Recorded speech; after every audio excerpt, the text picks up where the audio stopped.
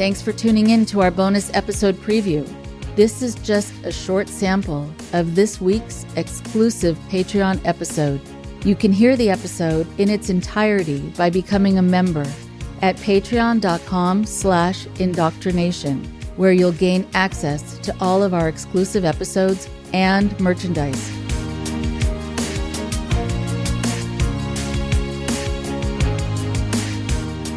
Hi, everyone. There are a couple of times, probably a week, that I get a call from someone who says that they feel like they have been mistreated or abused or controlled or manipulated by someone who they went to for help. I'm talking specifically about people who have gone to coaches, to people who call themselves healers, to also licensed professionals who are therapists, social workers, sometimes even psychiatrists. And it's very worrisome to me.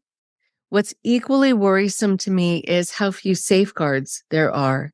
And I think for a lot of people who do this, who control other people in this way, they know there are so few safeguards. There are issues that people have had when they've contacted the boards that oversee these people, these licenses, if they are licensed. And the board really is ill-equipped to know how to handle these situations. And so they haven't gotten recourse because they can't seem to prove it.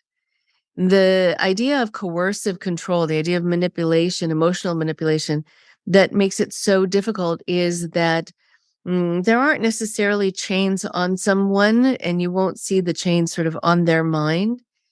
And how do they prove it? They won't see necessarily a lock on the door, but the person still feels that they can never leave this situation.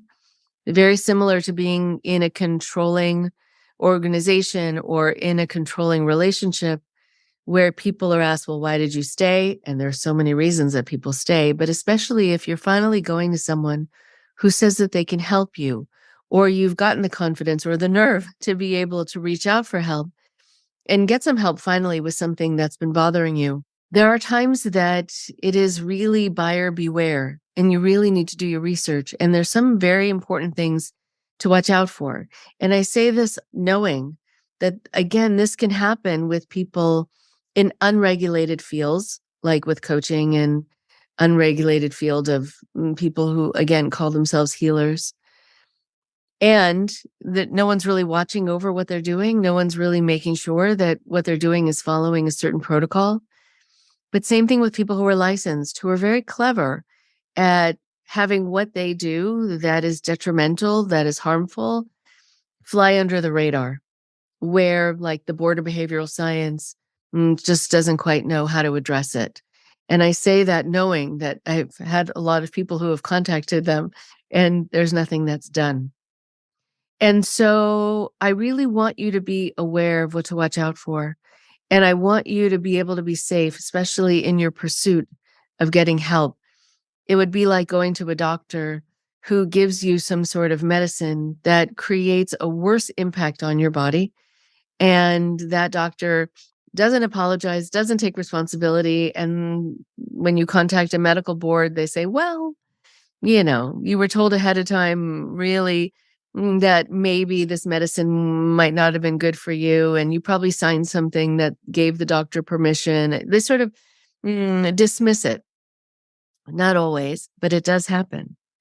And so I want you to know that if you're with any kind of professional who's doing something to you, and you can tell that it's making you worse, not better, and their response to that is to judge you or to blame you, or to give you more of the same, like a doctor who's giving you medicine and it's creating a negative impact.